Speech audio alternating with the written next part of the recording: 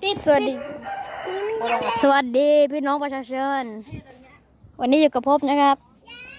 วันนี้ผมจะมารีวิวเกมอะไรวะ World War 2แต่สิ่งอย่างนั่นแหละครับเดี๋ยวเราจะมาเล่นกันเลยนะครับอันนี้เป็นคลิปแรกในการเล่นในโทรศัพท์แล้วก็อัดคลิปอย่างนี้ไปด้วยนะครับโอเคครับไปกันเลยทำสีขาวก่อนสีมาแล้วครับตอนนี้ครับนี่เลยเยอรมนีญี่ปุ่นครับ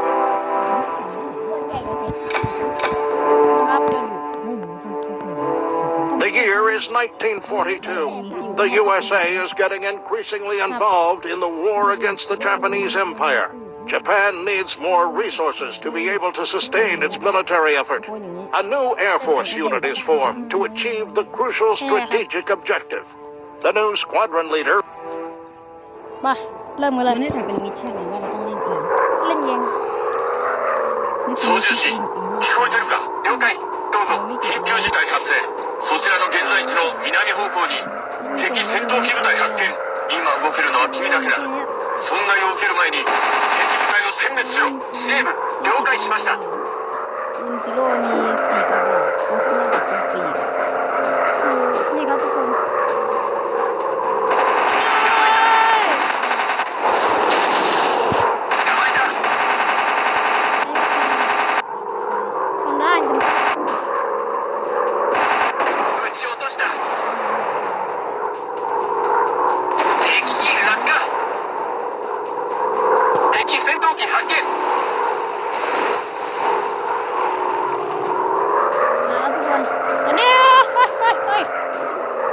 เกือบแล้วทุกคนเห็นเปล่าทุกคนเกือบแล้วเ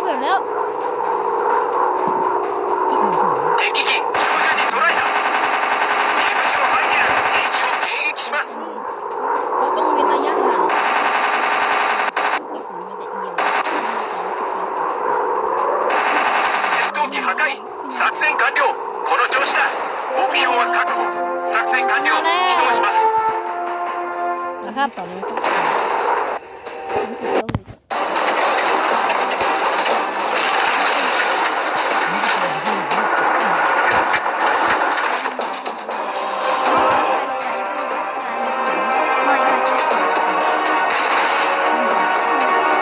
อยู่ตอนไหนไปเล่นต่อ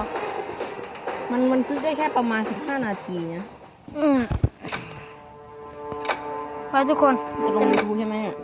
จะเล่นกันละเดี๋ยวถ้าเขาจะตัดต่ออีกที่ตัดต่อเขาตอนนั้นที่ถ่ายเค้กเดียวจบ爆撃機の操縦も戦闘機と同じくらいできると信じている。これから目標にゆっくり近づきプロに爆弾を落とさせるんだ。じゃあ楽しい空の旅を。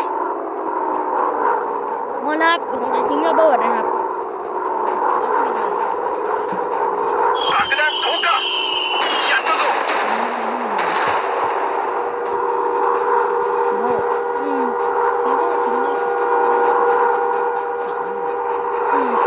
ในเกม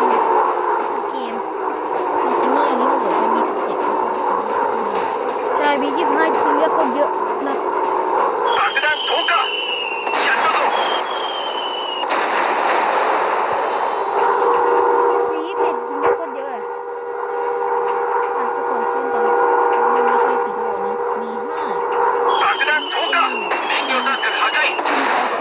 สามารถทิ้งระเบิดประมาณ9作戦完了。この調子だ。ลายเลยแล้วก็目標達成。起動するぞ。จบแล้วครับมาเดี๋ยวเราเล่นกันอีกตาหนึ่งมันของเพิ่งถ่ายทำอย่าให้เกิน15 นาทีนี่แหละเฮ้ยเอาลำไหนดีพี่เจ๊ก็บินเลยนี่เครื่องบินเป็นเครื่องบินทิ้งระเบิดนี่เท่าไหร่เครื่องน่าจะเป็นคี27ประเทศไทยเคยใช้นะเขาอยากได้คี45อ๋อคี15ประเทศไทยเคยใช้ทำลายเครื่องบินมี29ได้แค่ลำเดียวแต่ความจริงไม่ค่อยนั่นเท่าไหร่เพราะว่าประเทศไทยโดนมี29ทำลายเป็น100 กว่าลำอ่ะโอ้เมื่อครั้งแม่ค่าได้แค่ลำเดียวเองประเทศไทยอ่ะมี29เครื่องบินเกาะบอมเบอร์แล้วเปลี่ยนเครื่องบินเป็นนี่隊長、これより指令を下す。敵破壊せよ。敵戦闘機を殲滅せよ。頼りにしているぞ。君ならできる。คิว 了解隊長。 กันก่อนนะครับป้อมปืนต่อต้าน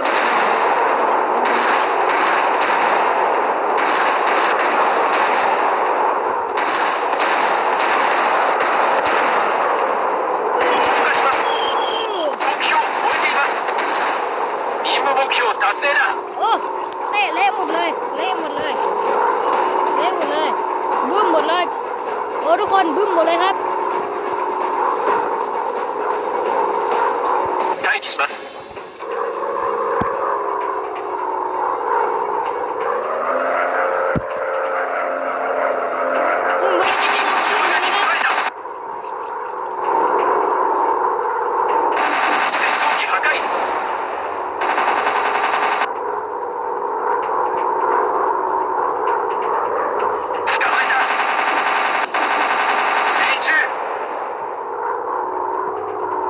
敵戦闘機発見。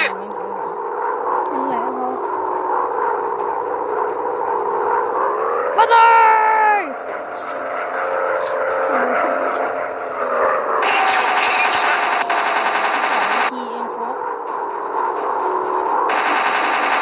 よくやった。敵戦闘機落下。落ちろ。敵機破壊。 ได้ 敵戦闘機 เล่น 発 เล่น 見。 เกมเสร็จมาปั่นจักรยานกัน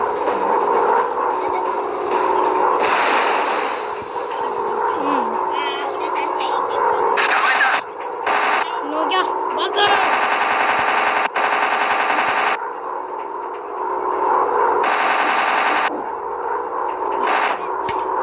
敵機破壊。敵機照準に捉えた。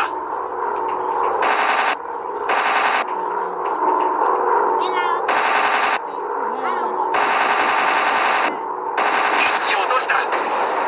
作戦完了。この調子だ。 เครื่องติดคันเดียว 隊長機より司令部へ。目標全滅。作戦完了。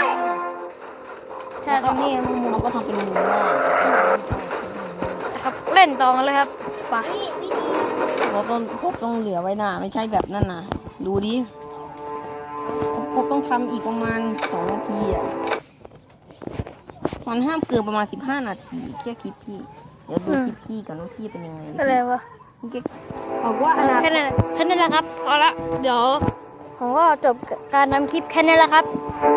แค่นี้พอบายบายสวัสดีครับ